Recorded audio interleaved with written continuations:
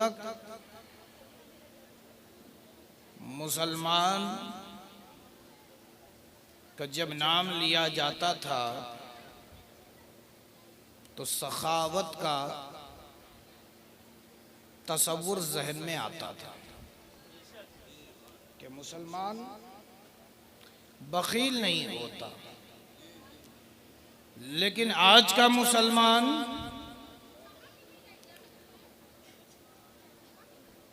का ये आलम है कि बुख्ल करते करते यहाँ तक पहुँच चुके हैं कि अब हमें सलाम के जवाब में भी बुख्ल जाहिर होता है। मैं आपको बता दूं, आप खूब जानते हो, भली बाती जानते हो,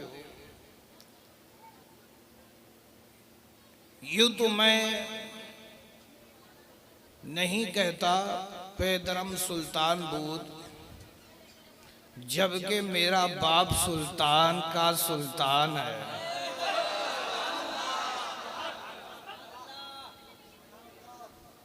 सुल्तानुल आबिदीन भी है, सुल्तानुल शुहदा भी है।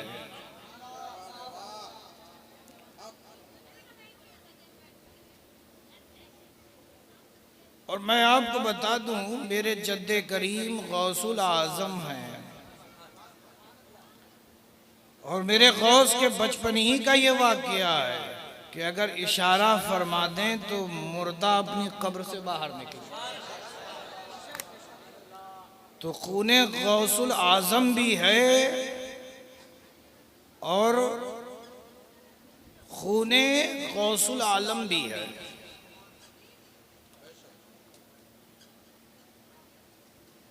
अजीज दोस्तों, अगर आप मुसलमान हैं तो फिर बुख्ल छोड़ें और मेरे सलाम का जवाब दें। अस्सलामु अलैकुम व रहमतुल्लाहि व बरकातुहू। माशाअल्लाह माशाअल्लाह। अब मैं एक मर्तबा नारा लगाता हूँ ताकि जो सो रहे हैं वो बेदार भी हो जाए। नारे तकबीर, नारे रिसालत, नारे हैदरी, या हुसैन या हसन, या हसन या हुसैन। माशाअल्लाह। अब जब आप बेदार हो गए हैं तो एक मर्तबा बेदारी के साथ बारगाह नबी और आले नबी में झूम झूम कर दुरूद पाक का नजराना पेश करें। अल्लाहुम्मा सल्ली अला सय्यदना व शफीआना व मौलाना मुहम्मद व आले मुहम्मद कमा तुहिब्बु व तर्दा बि अन तुसल्ली अलैहि सलातम व सलामन अलैका या रसूल अल्लाह सल्लल्लाहु तआला अलैहि वसल्लम। हर इब्तिदा से पहले, हर इंतहा के बाद ज़ाते नबी बुलंद है, ज़ाते खुदा के बाद। दुनिया में एहतराम के काबिल हैं जितने लोग, मैं सबको मानता हूँ मगर मुस्तफ़ा के बाद। मैं सबको मानता हूँ मगर मुस्तफ़ा के बाद। मरगे हुसैन, कत्ले हुसैन असल में मरगे यजीद है। इस्लाम जिंदा होता है हर करबला के बाद।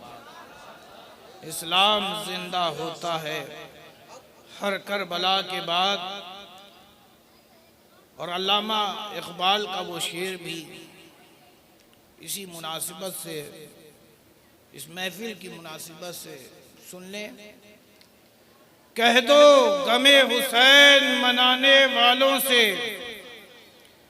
कह दो गमे हुसैन मनाने वालों से, मोमिन कभी शुहदा का मातम नहीं करते।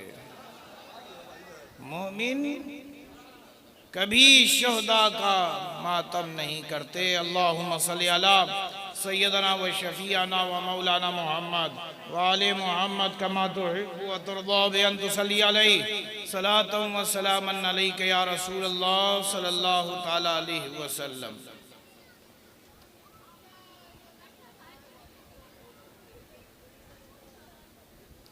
वक्त चूँकि बहुत मुख्तसर सा है और यहाँ से फिर मुझे एक और महफिल में जाना है, तो लिहाजा मैं अपनी गुफ्तगू का आगाज़ करने से कबल ये दुआ करता हूँ कि मौला ताला हमें हक़ बोलने, हक़ सुनने और हक़ पर ज़िंदगी गुजारने की अल्लाह तबारक व ताला तौफ़ीक़ रफ़ीक अता फ़रमाए। और मैं साथ ही साथ दुआ करता हूँ इस कमेटी के तमाम नौजवानों के लिए कि जिन्होंने ये महफ़िल हुसैन सजाई है,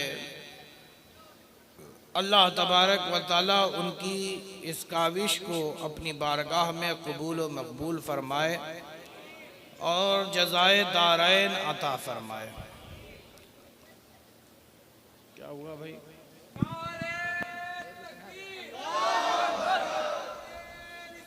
जज़ाकल्लाह जज़ाकल्लाह।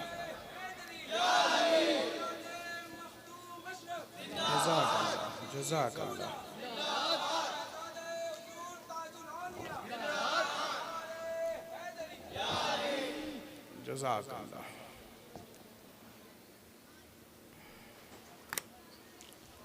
एक मरतबा दुरूद पाक पढ़ने। अल्लाहुम्मा सल्ली अला सय्यदना व शफीअना व मौलाना मुहम्मद व आले मुहम्मद कमा तुहिब्बु व तुरदा बि अन तुसल्ली अलैहि सलातन व सलामन अलैका या रसूल अल्लाह सल्लल्लाहु तआला अलैहि वसल्लम।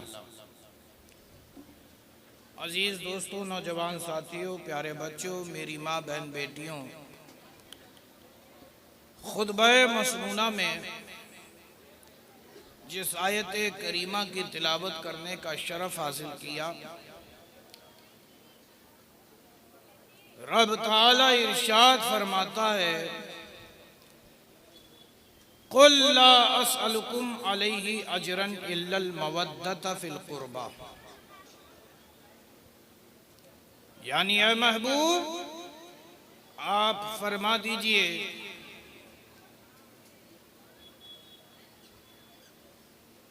ला असलकुम, तुमसे कोई मुआवजा नहीं किया जाता, कोई मुतालबा नहीं किया जाता।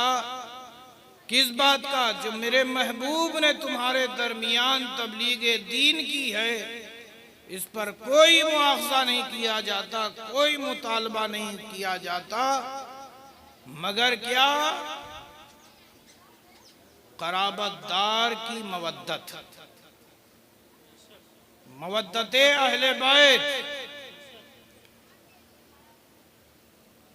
अजीज दोस्तों, अब इस चीज को समझने के लिए ये बात बहुत जरूरी है कि इसे समझ लें कि ये आयत करीमा क्यों नाजिल हुई। जब तक हम सबबे नुज़ूल आयत नहीं समझते, उस वक्त तक हमें ये समझ में नहीं आएगा कि ये किस पस मंज़र के तहत ये आयत नाजिल हुई। लिहाजा बहुत ज़रूरी है कि इसे समझ लें।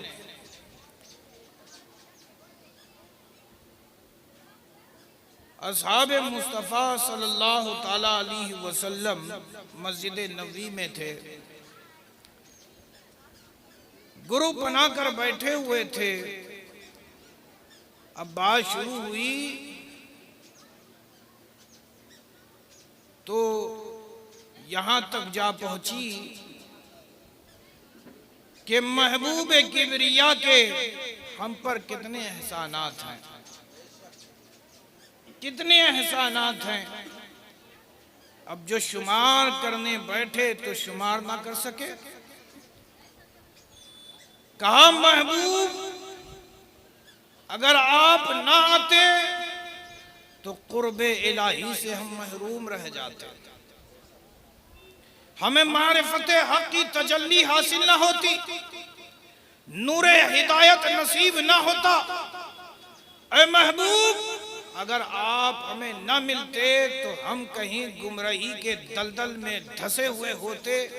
लेकिन ऐ महबूब, आपने आकर हम पर यह एहसान अजीम किया कि हमें गुमराही के दलदल से खींचकर नूर हिदायत अता फरमा दिया। ऐ महबूब, ये आपका एहसान नहीं तो फिर और क्या है? ये एहसान अजीम नहीं तो और क्या है? करीब था कि रब का हम पर अजाब नाजिल होता, लेकिन ऐ महबूब, आपकी शान रहमत ने ये गवारा ना किया कि उम्मती आपके हो और रब के अजाब में गिरफ्तार हो। ऐ महबूब, आपने रब के अजाब से हम गुनहगारों को बचा लिया। ये महबूब आपका एहसान नहीं तो फिर और क्या है?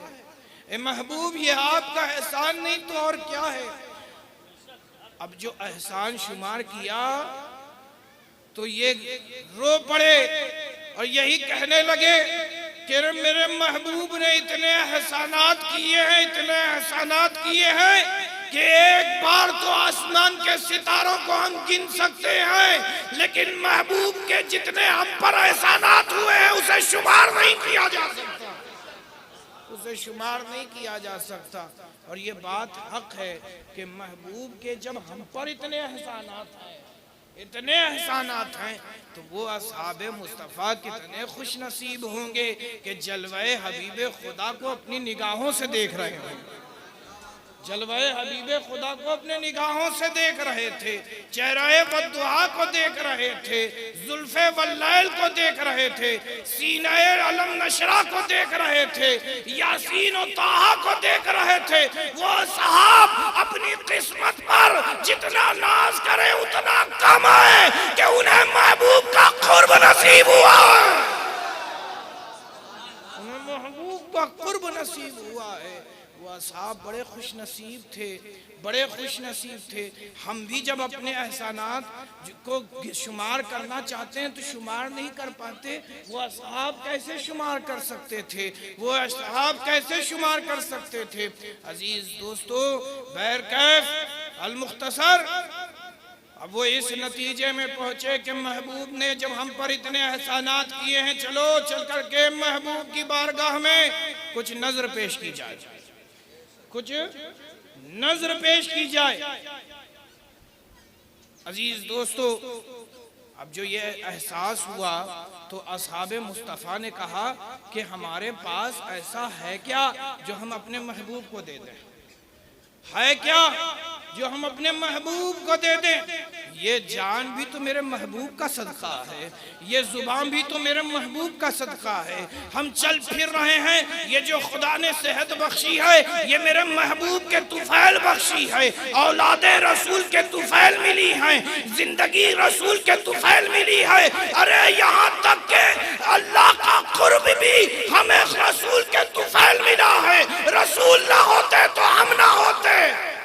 अजीज दोस्तों, बहरहाल वो इस नतीजे में पहुंचे कि चलो रसूल के बारगाह में चलते हैं और कुछ नजर पेश करते हैं। क्या पेश किया जाए? हर इंसान सबसे कीमती चीज जो होती है वो अपने महबूब को पेश करता है, अपने महबूब को पेश करता है, महबूब को पेश करता है। और ये ख्वाहिश रखता है कि जो मैं नजर कर रहा हूँ वो हुजूरे वाला कबूल भी फरमा लें, हुजूरे वाला कबूल भी फरमा लें। बहरहाल असहाबे मुस्तफ़ा ने चाहा कि क्या पेश किया जाए। किसी ने कहा सोना पेश कर देते हैं, किसी ने कहा चांदी पेश कर देते हैं, किसी ने कहा हीरे मोती पेश कर देते हैं।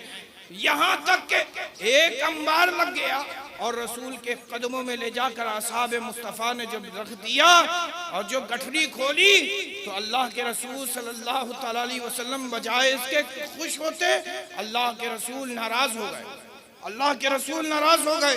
चेहरा सुर्ख हो गया, लाल हो गया, ऐसा लाल मुहद्दिस फरमाते हैं जैसे गुलाब का रंग होता, जैसे गुलाब का रंग होता है, महबूब के चेहरे पे वो रंग उतर आया। अब जो ये रंग उतरा तो असहाब मुस्तफा घबरा गए कि हमसे क्या गलती हो गई, क्या खता हो गई, किस चीज ने महबूब को नाराज कर दिया। खुदा अपने महबूब के मिजाज को जानता था। असहाब मुस्तफा के लिए ये आयत नाजिल फरमा दी, कुल ला असलकुम अलैहि अजरन इल्लल मवद्दता फिल कुर्बा, यानी ऐ महबूब आप ही फरमा दीजिए, आप ही बता दीजिए कि अगर तुम मेरी खिदमत का सिला देना ही चाहते हो, अगर मेरी खिदमत का सिला बनाना ही चाहते हो तो हीरे मोती से मेरी खिदमत को न तोलो, अगर देना ही है तो मेरे घर वालों से मवद्दत करो, अगर देना ही है तो मेरे घर वालों से मवद्दत इख्तियार करो। अजीज दोस्तों, क्या हो गया भाई? नारे तकबीर, नारे रिसालत, सजदे हुसैन कॉन्फ्रेंस। अजीज दोस्तों, तो महबूब की खुशी किसमें? अच्छा, हमारी खुशी बताइए कितने में हो जाए? किसी इमाम साहब को आप 5 लाख रुपया नजर पेश करो, ना खुश हो जाए तो बताना, ऐसा होगा कि नहीं? इमाम साहब की खिदमत क्या, मस्जिद में इमामत फरमाई, आपके यहाँ किसी की वफात हो गई तो इमामत फरमाई, कोई परेशानी हो गई तो इमाम साहब का हाथ उठ गया। तो ये इमाम साहब जो खिदमत अंजाम दे रहे हैं, बेशक इनकी खिदमत का इन्हें सिला देना चाहिए, और वो देना चाहिए कि जिस पे इमाम खुश हो जाए, जिस पर इमाम खुश हो जाए। तो ऐ मेरे प्यारो, अगर तुम रसूल आजम की खिदमत का सिला देना चाहते हो तो ये देखो कि रसूल किस पर खुश होते हैं, रसूल किस पर खुश होते हैं। रसूल हीरे मोती सोने चांदी से खुश नहीं होते, किस पर खुश होते हैं? खुश इस पर होते हैं कि उनकी आल और उनकी इतरत को चाहा जाए, उनकी आल और इतरत को चाहा जाए। अजीज दोस्तों, महबूब की खुशी इसी पर है। कुल ला असलकुम अलैहि अजरन इल्लल मवद्दता फिल कुर्बा। अब जो ये आयत नाजिल हो गई तो असहाब मुस्तफ़ा सल्लल्लाहु ताला अलैहि वसल्लम ने मुअद्दबाना अंदाज में अर्ज किया कि ये अल्लाह के महबूब हमें बताएं, या रसूल अल्लाह मन कराबतों का, या रसूल अल्लाह मन कराबतों का। तो अल्लाह के रसूल फरमाते हैं कि अलीयो फातिमतो वल हसनो वल हुसैनो वबनाहुमा, फरमाया कि मेरे कराबतदार अली है, फातिमा है, हसन है, हुसैन है, और कयामत तक आने वाली इनकी नस्लें, कयामत तक आने वाली इनकी नस्लें आए। अजीज दोस्तों, यहाँ पर जमानत मिल गई आले रसूल को कि किसी का भी खानदान मिट सकता है मगर आले रसूल नहीं मिट सकते।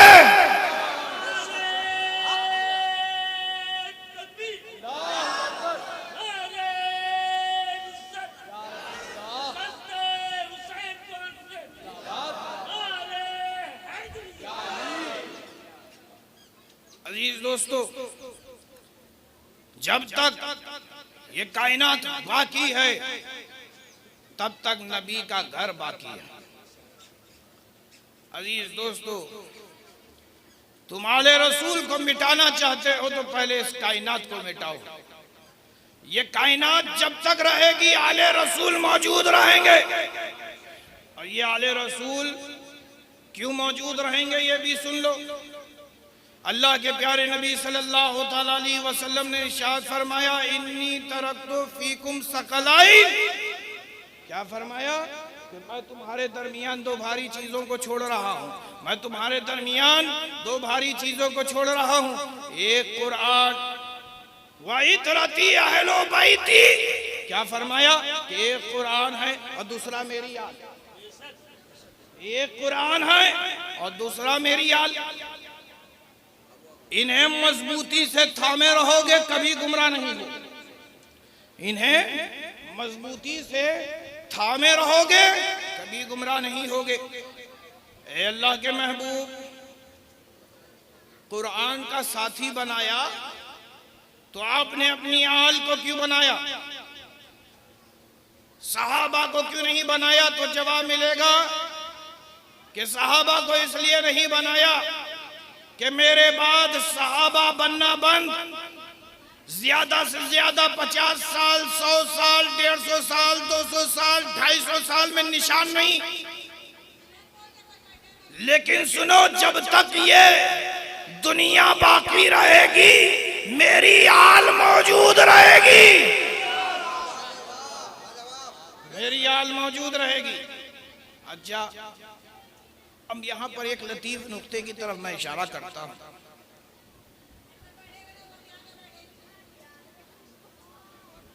ये कुरान क्या है?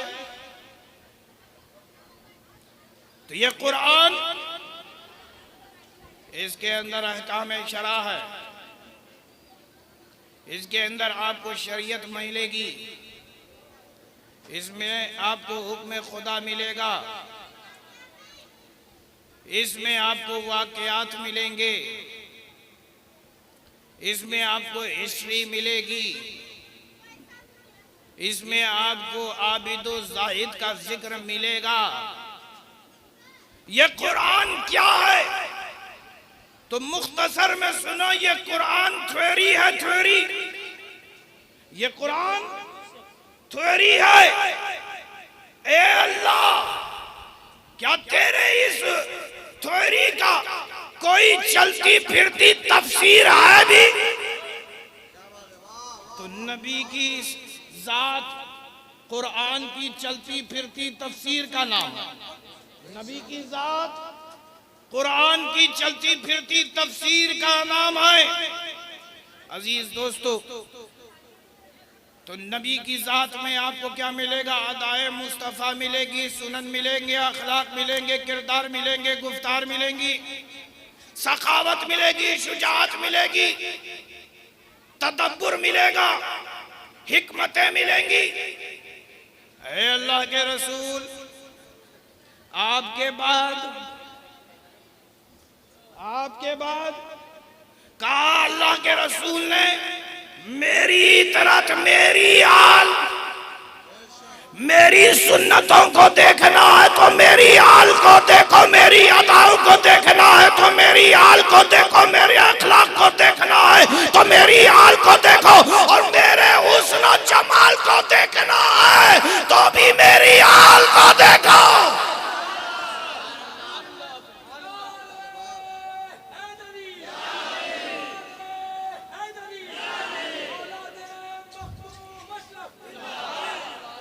एक तरफ कुरान, इसके अंदर फराइज है, वाजिबात है, हुक्म शरा है, खुदा का हुक्म है, और दूसरी तरफ है रसूल की आल, इसके अंदर सुनन है, इनके अंदर अदाए मुस्तफा है, इनके अंदर अखलाक हसना है, हुस्न मुस्तफा है।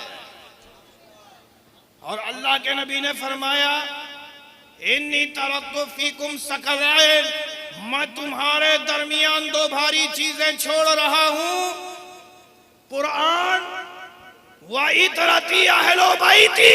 फरमाया ये कुरान और अहले बैत, कुरान को देखो तुम्हें थ्योरी मिलेगी, और जब मेरी आल को देखोगे तो प्रैक्टिकल मिलेगा।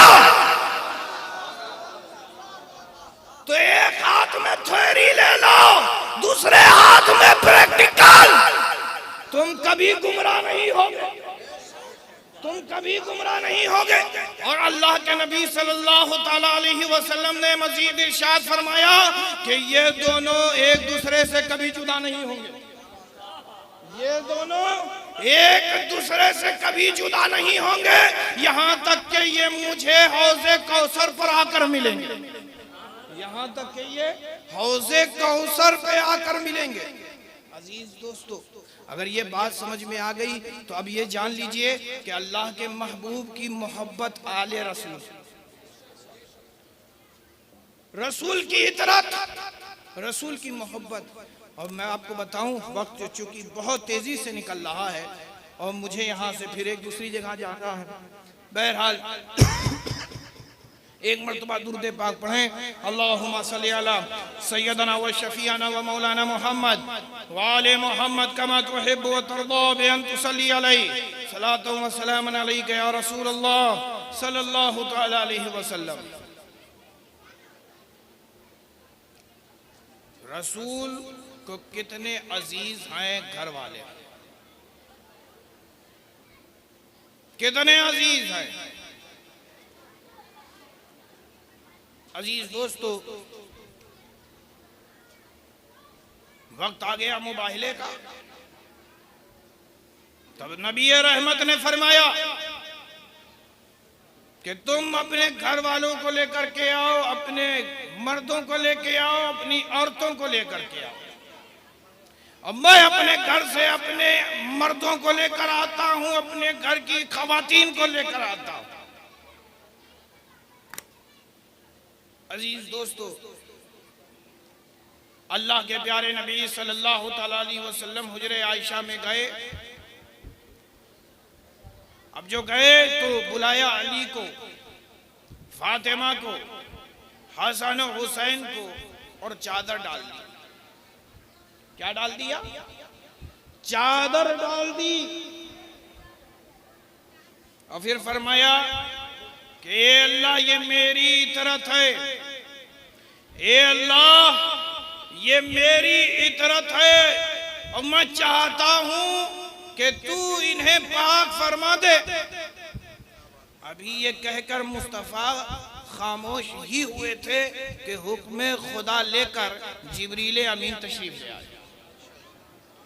तशरीफ ले आए और ये आयत पढ़कर सुना दी, इन्नमा युरीदुल्लाहु लियुज़हिबा अन्कुम अर्रिज्सा अहलल बैत व युत्तहिरुकुम तत्हीरा।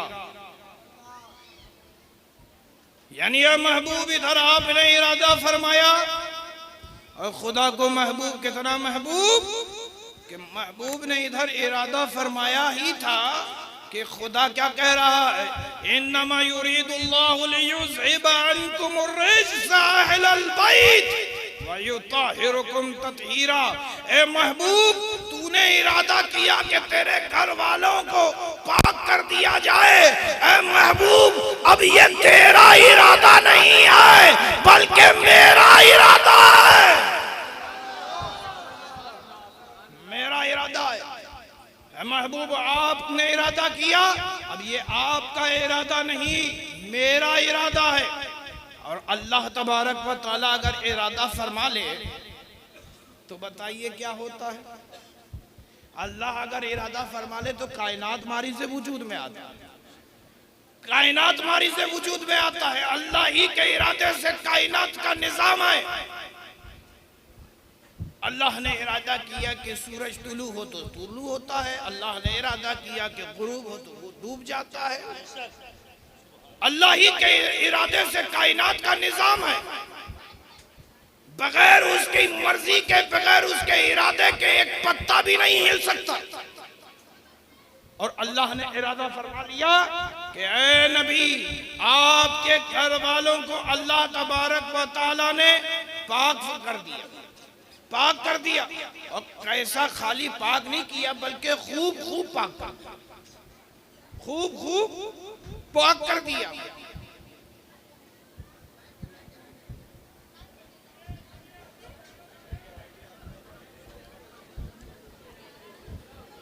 अल्लाहुम्मा सल्ली अला सय्यदना व शफीअना व मौलाना मुहम्मद व आले मुहम्मद कमा तुहिब्बु व तर्दा बि अन तुसल्ली अलैहि सलातु व सलामन अलैका या रसूल अल्लाह सल्लल्लाहु तआला अलैहि वसल्लम।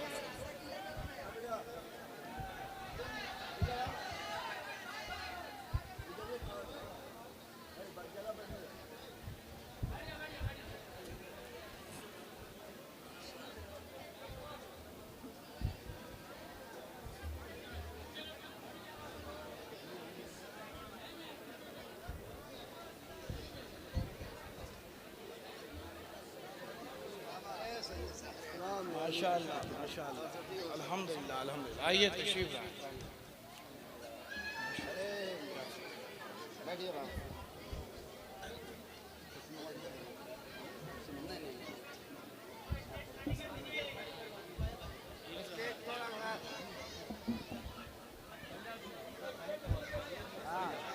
क्या भाई आप लोग सुनोगे कि आप लोग अपनी सुनाओगे? तो अगर मेरी सुनना है तो एकदम खामोश, है ना, खामोश हो जाए। अजीज दोस्तों,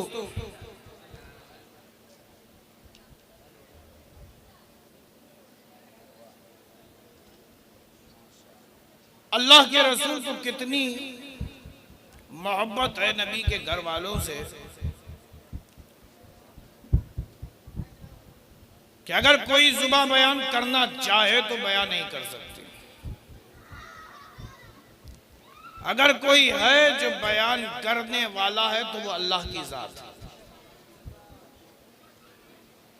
महबूब की चाहत हुई कि उनके घर वालों को पाक कर दिया जाए तो अल्लाह ने पाक कर दिया और फरमाया कि ये मेरा इरादा है। तो अल्लाह को कितने प्यारे हैं मुस्तफ़ा। मैं आपको चंद मिसालें दे दूं, फिर बात अपनी आगे करता हूं। शबे हिजरत का एक अजीम तरीन वाकया पेश आया। अल्लाह के प्यारे नबी सल्लल्लाहु तआला अलैहि वसल्लम पे वही नाजिल हो गई कि महबूब अब आप मक्का छोड़े, हिजरत फरमाए। अल्लाह के प्यारे नबी सल्लल्लाहु तआला अलैहि वसल्लम ने तैयारियां शुरू कर दी और अल्लाह के प्यारे नबी ने अली को बुलाया, कहा ए अली इधर आओ। हजरत मौलाए कायनात तशरीफ ले गए कुर्बे मुस्तफ़ा में और अर्ज किया अल्लाह के महबूब ने, कहा ये अमानतें हैं, इसे ले लो।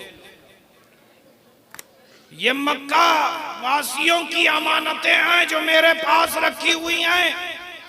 ए अली, मैं चाहता हूं कि तुम इसे ले लो और जब सुबह हो तो इसे बांटना और फिर मदीने आ जाना, फिर मदीने आ जाना।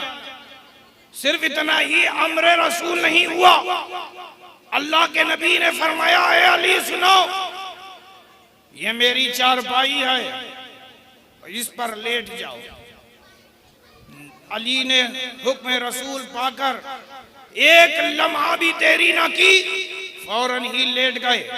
कहा अली ये मेरी चादर है, इसे ओढ़ लो। ओढ़ लिया अली ने और इधर नबी रवाना हुए साथ सिद्दीक़ अकबर को लेकर। मैं आपको थोड़ा सा बयान कर दूं कि ये कुफारान मक्का ने इरादा किया कि आज नबी का नाम मिटा देंगे, ना रहेंगे नबी, ना रहेगा दीन मुस्तफा। कत्ल करने की साजिशें की। और मैं आपको बता दूं, जहां नबी को कत्ल करने की साजिश की गई उस जगह का नाम क्या था? दारुन नदवा। क्या नाम था? दारुन नदवा। दारुन नदवा वो जगह है जहां नबी को कत्ल करने की साजिशें रची जाएं, जहां ये मंसूबा आराई हो कि नबी को कत्ल कर दिया जाए। कत्ल करना निहायत जरूरी इसलिए कि नबी जब तक रहेंगे दीन फैलता रहेगा, नबी जब तक रहेंगे असहाब बनते रहेंगे, नबी नहीं रहेंगे न रहेगा नबी का दीन, न बनेंगे असहाब। लिहाजा नबी को कत्ल करना निहायत जरूरी। अब इस मंसूबा आराई को अमली जामा देते हुए नबी के घर को घेर लिया। अब जो नबी के घर को घेरा तो जानते हो अल्लाह के नबी सल्लल्लाहु अलैहि वसल्लम उसी वक्त निकले। अब जब निकले तो जानते हो ये कुफारान मक्का अपने हाथ में नंगी तलवारें लिए खड़े थे कि नबी निकलेंगे तो मारेंगे, नबी निकलेंगे तो मारेंगे, नबी निकलेंगे तो मारेंगे। वो देखते रह गए, मेरे मुस्तफा गुजर गए, मेरे मुस्तफा गुजर गए। क्या किया? नबी ने झुककर एक मुश्त कंकड़ियों को उठाया और उन कुफारान मक्का की तरफ फेंक दिया। सुनो, अब जो मारा तो जानते हो, वो नबी को देख ना सके, नबी उनके सामने से गुजर गए। मैं यहां पर एक लतीफ नुक्ते की तरफ इशारा करूं कि नबी जो होता है वो आदिल होता है, इंसाफ करने वाला होता है।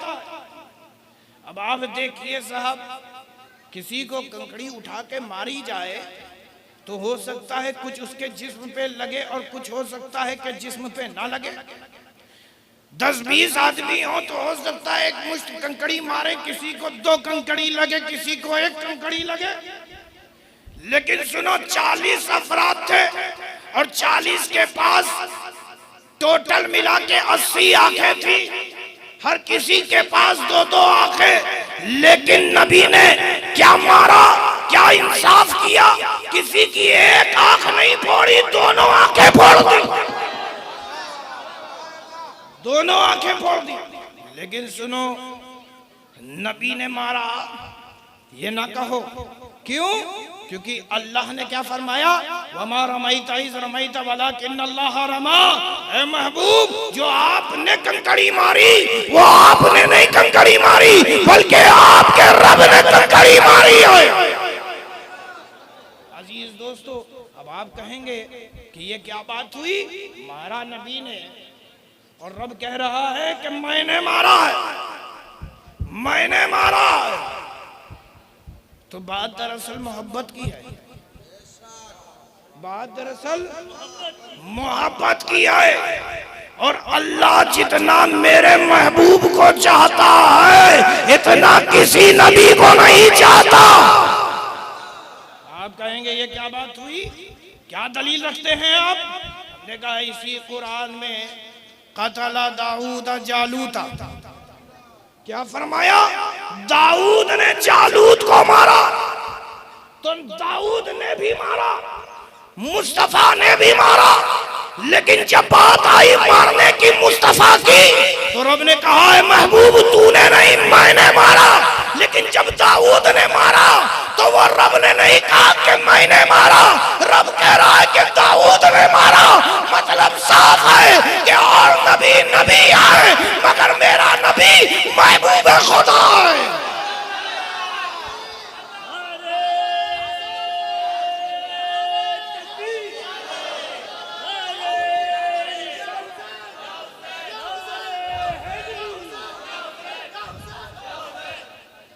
अजीज दोस्तों, उस महबूब की मोहब्बत है अहले बैत, जिसे खुदा चाहता है, जिसे खुदा चाहता है।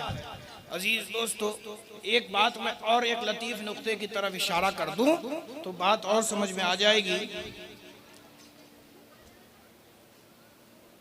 अल्लाह के नबी ने अली का इंतखाब क्यों किया?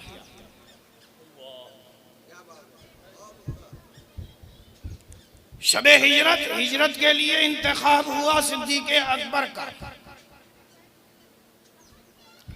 और बिस्तर पर लेटने का इंतखाब अली का।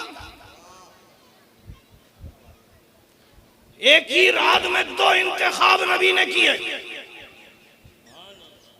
2 इंतखाब किया। सिद्दीक़ अकबर का इंतखाब किया अपने साथ हिजरत करने के लिए, और अली का इंतखाब किया अमानतों की तकसीम करने के लिए, बिस्तर पर आराम करने के लिए, चादर रसूल ओढ़ने के लिए। अली का इंतखाब क्यों किया? एक सवाल है, तो सुनो, इसी में उस एतराज का जवाब है जो कहते हैं नबी को गैब की खबर नहीं। अरे नादान, होश की दवा ले लो। नबी वो होता है जो गैब की खबरें देता, और नबी का कोई अमल हिकमत से खाली नहीं होता। आप कहेंगे इसमें क्या नबी की हिकमत है कि अली को अपनी चारपाई दे दी, अपनी चादर दे दी? इसमें क्या नबी की हिकमत है? तो सुनो, जो हम नहीं देखते वो नबी देखते हैं, जो हम नहीं देखते वो नबी देखते हैं। नबी को मालूम था कि जब अली मदीने आएंगे तो मेरी बेटी फातिमतुज़ ज़हरा का रिश्ता अली से होना है। और अली क्या है? खाकी है। अली क्या है? खाकी। और नबी क्या है? नूरी। और हजरत फातिमा क्या है? नबी फरमाते हैं फातिमा तो बुज़तो मिन्नी, फातिमा मेरे जिगर का टुकड़ा, फातिमा मेरे जिगर का टुकड़ा है। अब आप कहेंगे कि इसमें क्या बात हुई? जिगर का टुकड़ा ही तो कहा है, जिगर का टुकड़ा ही तो कहा है। तो सुनो प्यारे, जिगर ये वो इंसान के जिस्म का वो हिस्सा है जहां खून बनता है, जहां खून बनता है। तो गोया के नबी कह रहे हैं कि फातिमा उस फैक्ट्री का एक हिस्सा है। और ये खून जिसमें रसूल क्या है? ये नूरी। नबी का एक एक कतरा खून नूरी है, नूरी है। नबी मुस्कुराए तो नूर की फुहारे बाहर निकले। अजीज दोस्तों, नबी का एक एक कतरा खून भी नूरी है। और नबी फरमा रहे हैं कि फातिमा मेरे जिगर का टुकड़ा है। तो फातिमा क्या हुई? नूरी हुई। और अली क्या हुए? खाकी। और मैं आपको बता दूं कि हर जिन्स का रिश्ता अपने जिन्स में होता है। इंसान का रिश्ता इंसान में होता है। इंसान का रिश्ता कभी आपने जानवरों के साथ होते हुए नहीं देखा होगा, किसी जानवर का रिश्ता इंसान के साथ होते हुए नहीं देखा होगा, शेर का रिश्ता भेड़िए के साथ होते हुए नहीं देखा होगा, हाथी का रिश्ता हथनी के साथ होता है, शेर का रिश्ता शेरनी के साथ होता है, इंसान का रिश्ता इंसान ही के साथ होता है। तो और फातिमा नूरी, अली खाकी। नबी की निगाहें नबूवत देख रही थी कि अली खाकी है, फातिमा नूरी है। अब ये रिश्ता हो कैसे? तो नबी ने चाहा कि अली को भी नूरी बना दिया जाए, इसलिए अपनी चारपाई दे दी, चादर ओढ़ने को दे दिया, ताकि अली नीचे से सर तक और सर से पैर तक नूरी हो जाए, खाकी ना रहे।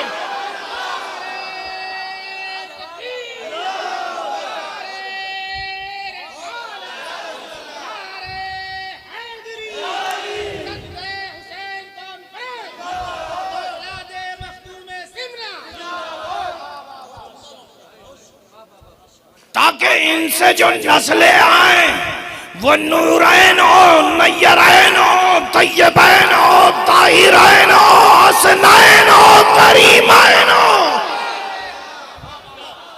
अजीज दोस्तों, कहा क्या दलील है कि फातिमा नूरी है? तो इसकी एक दूसरी दलील भी मैं आपके सामने रखे दे रहा हूं, सुन लो। हज़रत फातिमा ज़हरा भी नूरी। और वो नूरी कैसी है? हर औरत को माहवारी आती है, पीरियड्स आता है। हर औरत इस उन अय्याम से गुजरती है जिसमें खून जाहिर होता है। और ये खून का जाहिर होना औरत के लिए बहुत जरूरी। अगर नस्ल बाकी रखनी है तो औरत को यह खून आना जरूरी है। जिस औरत को यह खून नहीं आता वो इलाज के लिए जाती है, डॉक्टर दवा और इलाज करता है तो खून आना शुरू हो जाता है। और जिसका उसके बावजूद भी ना आए तो मालूम ये चला कि वो औरत बाज है, बच्चा नहीं दे सकती। अजीज दोस्तों, मैं आपको बता दूं, जब औरत पर यह अय्याम आ जाए तो फिर वो औरत नापाक हो जाती है, वो औरत नापाक हो जाती है। और नापाकी का ये आलम कि वो कुरान को छू नहीं सकती, कुरान को पढ़ नहीं सकती, एक इबादत कर नहीं सकती, एक सजदा कर नहीं सकती, रोजे नमाजें पढ़ नहीं सकती। उतने दिन ठहरना होगा जितने दिन ये खून आता है, उसके बाद गुस्ल करके पाकी इख्तियार करती है। लेकिन ऐ फातिमा, तेरी अजमतों पे माज कुर्बान, तुझे अल्लाह ने इस खून से भी पाक रखा। अजीज दोस्तों, और हजरत फातिमा भी हामिला हुई। इमाम हसन मुज्तबा तशरीफ लाए। अच्छा, एक बात और बता दूं, ये तो माहवारी का खून है ना, बच्चा जब पैदा होता है तो अपने साथ कुछ गंदगी लेके बाहर आता है, खून गंदगी बाहर लेकर के आता है। लेकिन हसन मुज्तबा की विलादत हुई, वो खून जाहिर ना हुआ।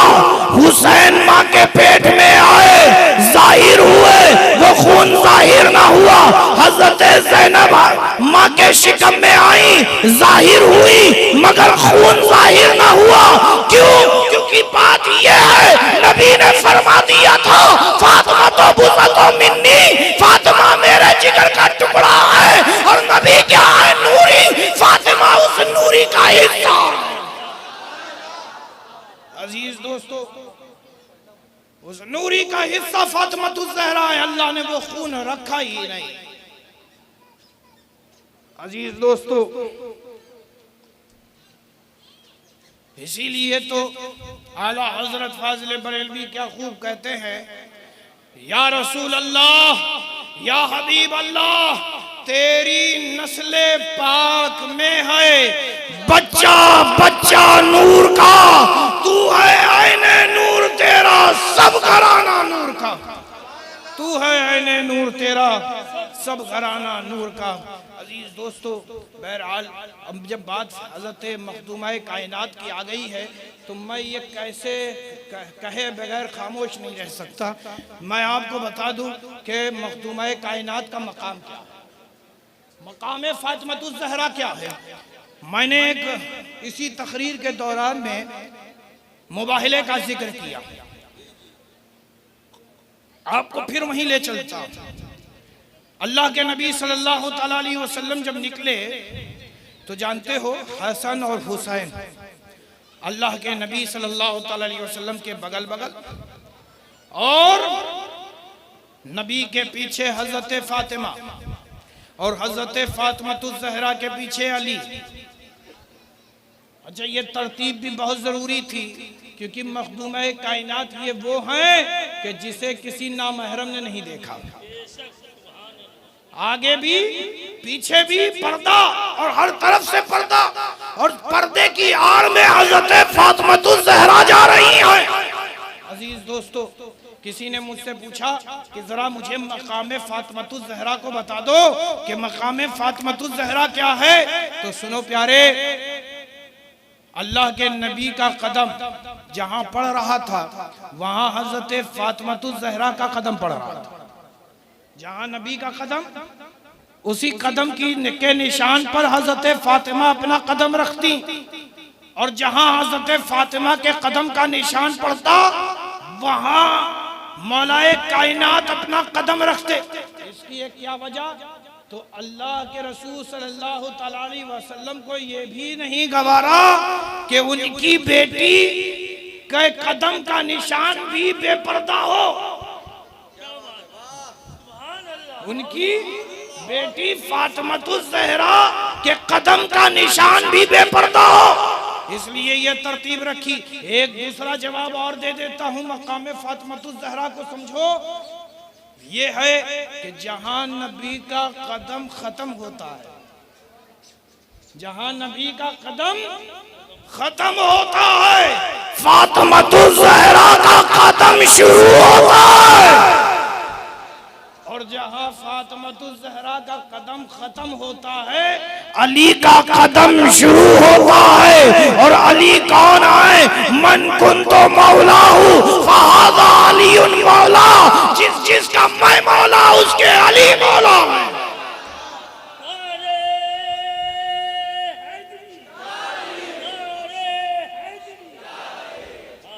अजीज दोस्तों, हजरत फातिमा ज़हरा का मकाम इससे समझें कि जहां नबी का कदम ख़त्म हो फातिमा का शुरू हो, जहां फातिमा का ख़त्म हो अलीउल मुर्तज़ा का शुरू हो। नबी कौन? इमामुल अंबिया। नबी कौन? इमामुल अंबिया। और अली कौन? इमामुल औलिया। नबी कौन? इमामुल अंबिया। और अली कौन? इमामुल औलिया। तो नबूवत और विलायत के दरमियान जो गैप है, खला है, उसे फातिमा ज़हरा कहते हैं, उसे फातिमा ज़हरा कहते हैं। अल्लाहुम्मा सल्ली अला सय्यदना व शफीअना व मौलाना मुहम्मद व आले मुहम्मद कमा तुहिब्बु व तर्दा बिअन तुसल्ली अलैहि सलातु व सलाम अलैका या रसूल अल्लाह। अजीज दोस्तों, बहरहाल